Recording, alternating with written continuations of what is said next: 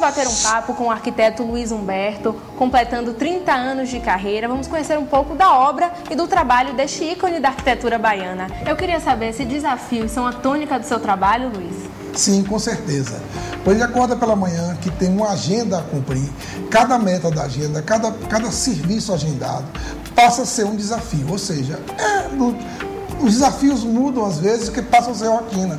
E na rotina, a gente esquece que existe desafio, porque você começa, é aquele trapezista que tem que soltar o trapézio toda vez, e para ele passa a rotina.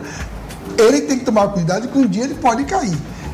Isso também se aplica no nosso trabalho, ou seja, tem que ter todo o cuidado, toda a premissa. Eu tenho um caso que eu conto sempre aqui no escritório para o pessoal, é o seguinte: hoje em dia uma casa para nós passa a ser rotina. Um dia fiz uma casa e fui apresentar ao cliente. Quando eu olho na hora da apresentação, cadê o lavabo do cliente? Aí a casa não tinha lavabo. Por quê? Eu não me dei o trabalho de escrever, de fazer o programa certinho e revisar. É o tal trapezista que um dia ele esqueceu de passar aquele pó na mão e caiu na rede. Ainda bem que ele caiu na rede. E aí, dessa forma, eu acho que qualquer desafio para mim é uma premissa de trabalho. E você teria algum projeto específico durante todo esse tempo de carreira que você considera o seu maior desafio? Na realidade, nós temos sempre um filho que foi um desafio.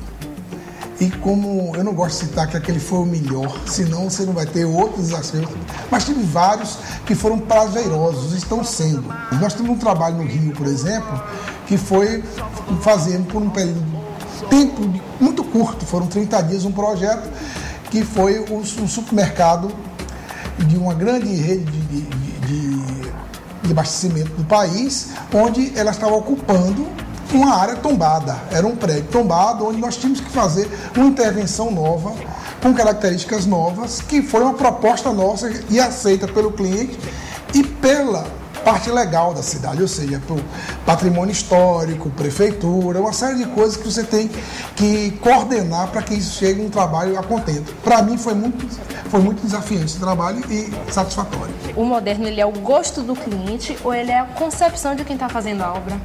Olha, isso realmente é polêmico. Porque se você for encarar, aqui em Salvador e na Bahia como um todo, já estão aparecendo os neoclássicos.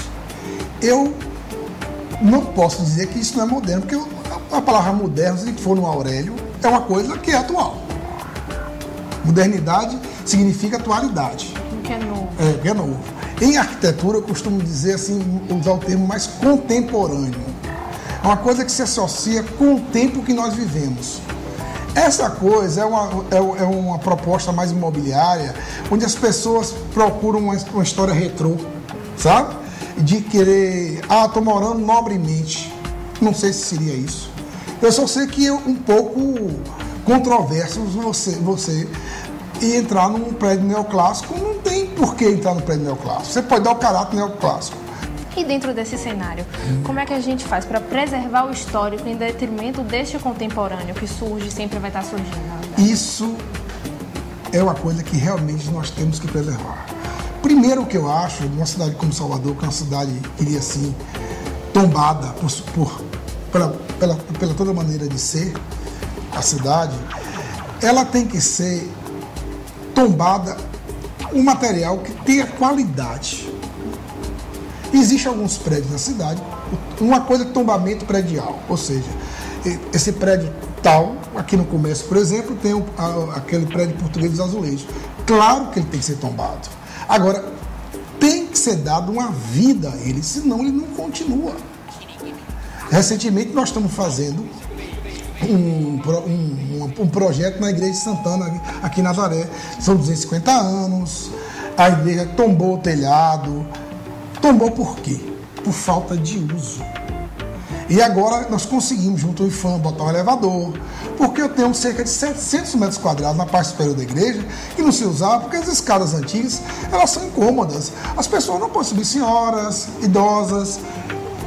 Essa parte dos portadores de cidades especiais, hoje é uma realidade, você não pode negar que isso existe. Então o tombamento tem que ser um tombamento Primeiro, a questão da manutenção. Manutenção, né? E da atividade que se dá a ele. Então, se não der atividade, ele vai ruir novamente, porque ele não vai ter vida interna. É um corpo sem sangue, sem o ar que tem que correr por dentro, sem o sangue, sem vida.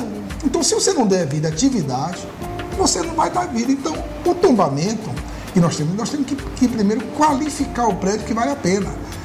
Porque senão você não dá vida à rua, você não dá vida à cidade, enfim, você fica, de certa forma, tolhido de poder progredir ou então de ter a sua vida. Certo. E entrando um pouco na questão de Salvador, queria saber qual a sua opinião sobre a orla da cidade. A orla que eu tenho que dizer hoje, que hoje nós temos a orla mais degradada, não digo feia, porque não pode dizer que algumas pessoas falam, mais feia. Não existe mais feia. Deixa lá que eu discuto. Para mim, beleza se discute. Gosto também se discute. Parte desse princípio. Então, a orla nossa é mais degradada. Por uma falta de cuidado do poder público, por falta de preservação. Nossa cidade está toda assim. Dá um boom para um lado, vamos conservar. Aí tira a polícia, tira a energia, esse lugar que eu habito e trabalho por aqui, tem uma coisa interessantíssima. A distância do século foi muito curta. Muito curta porque há cerca de 3 séculos atrás, quem distribuía a água era um burro com o caçoar e os barris. Hoje é um bocado de caminhão que chega com água mineral desse tamanho, bota em cima do carrinho, os homens saem correndo, distribuindo água para você beber. Que era porque antigamente a água de beber vinha de determinadas fontes da cidade. E hoje veio de Indaiá, não sei o que, essa coisa toda, que inclusive cria uma dubiedade, porque hoje o volume que se está, você não tem a credibilidade do seu fornecedor. Então você. Mesma coisa com o carvão que vinha, hoje é o gás que vem. Salvador não tem gás encanado. Não tem gás encanado, então você fica, de certa forma, no mesmo século. O serviço mudou o tipo de mineral, se é um mineral. É a questão da evolução. Evolução. Né? Então, socialmente não evoluiu. Entendeu? Continua a mesma coisa. Certo. E Salvador e Itaparica, essa ligação entre Salvador e Itaparica, você acha que merece uma ponte? Ainda não. Eu não sei se, sem falar dos 30 e tantos sendo formados, se eu vou viver para ver essa necessidade. Eu acho que nós temos que exaurir todos os recursos que se tem hoje, a nível tecnológico. O mundo mostra para nós. A própria Manhattan, Nova York, tem vários tipos de transporte, de carro, de gente, de uma série de coisas. Já houve em Salvador um projeto que foi por terra, que era a Bahia, que tinha um serviço que vinha desde o Porto da Barra até o Humaitá. Chegaram a fazer em Humaitá vamos dizer assim, a estação de desembarque e embarque. E para que se não fizeram serviço? Você tem os países nórdicos todos, tem serviços inteiros. Olha que são países ricos.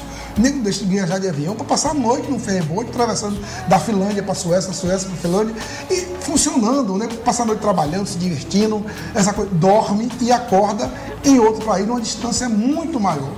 Certo? Porque nós aqui teremos que construir uma ponte para atender que tipo de serviço? Tá ok, então, Luiz, muito obrigada. O Porto Circuito agradece. Sou eu. Falei demais, então tem que falar um pouco, porque se der trela, a conversa sai. E depois dessa entrevista, desse banho de cultura, espero que vocês tenham gostado do programa. Espero vocês na semana que vem, às 11 horas da manhã de domingo.